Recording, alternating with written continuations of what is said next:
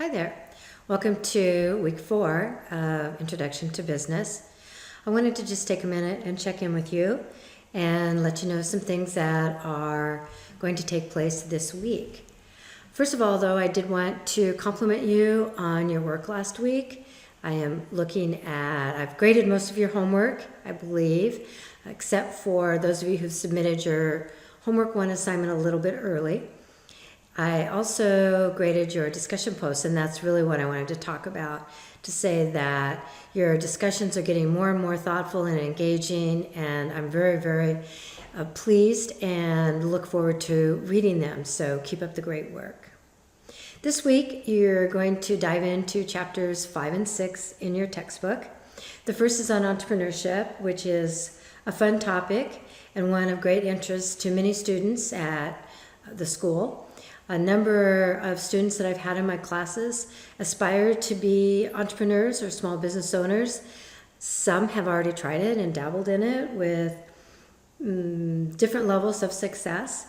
And a few also work in a family-owned business, so they can relate to many of the topics and information in the reading for this week. Chapter 6 is more about how to form a business and the structure, legally, financially, etc. It's really not as sexy and fun to read maybe as chapter 5, but it is an extremely important one, especially if you ever want to become involved in a small business or start one yourself. I also recommend reading it because it has important information in it. Some of that information in chapter 6 is likely to find its way to a quiz or exam in your near future. So there's a little hint for you. This week you also have a quiz to complete. The online quiz is open, it's available. You must complete it by this coming Sunday, October 22nd at 11:59 p.m. I've also loaded a study guide for you. I believe the quiz has 15 multiple choice questions, of which the instructions will give you the exact details. I often change the quizzes each time I give them. But in any case, it is approximately 15 multiple choice questions and 1 short essay question. On the study guide, I've given you a list of 4 short essay questions. The question on the test will be one of those 4 questions. So if you prepare answers to all 4, then you will have smooth sailing on the quiz. You should also note, though, that I did disable the copy and paste feature within the quiz, so you cannot copy off of a Word doc and just paste it into the quiz. You will need to actually type it in. So just make sure as you watch the timer on your quiz that you allow enough time to do so. As always, if you have questions, be sure and check in and let me know. Which leads me to my next piece of information for you. Tomorrow I will be getting on a plane for Prague, Czech Republic. I'm actually presenting at an academic conference there. I know it's a tough job, but I'm up for it, and I'm excited about going there. I've loaded a picture of Prague here in the background on your screen.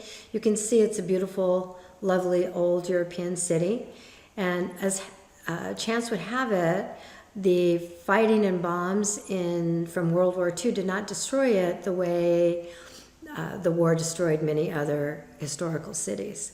So it should be fun to explore. It'll be a fast trip, and I'll be back in just a few days. But I will be traveling for quite a while. So just be cognizant of the fact that there will be periods where I may not have immediate access to text or email. Although I do have email available to me each day, and I will be checking in. So just know that I will be there, but my response time may be a little slower than what you're used to. If you do have questions, though, don't hesitate to reach out. That's why I'm there. I hope to share some of my experiences with you and maybe relate them to our chapter on globalization when I get back. So have a great week, and take a look at the upcoming assignments and quiz, and make sure that you don't have any questions. The last tip that I would offer is for the online quiz. You have 1 attempt, so make sure that you have a strong internet connection, that you've set aside time without interruptions, that you can actually do the quiz in the time allotted.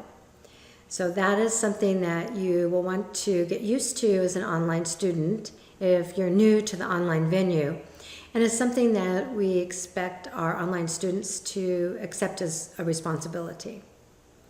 So again, enjoy the chapters, and I will look forward to seeing you again in a few days.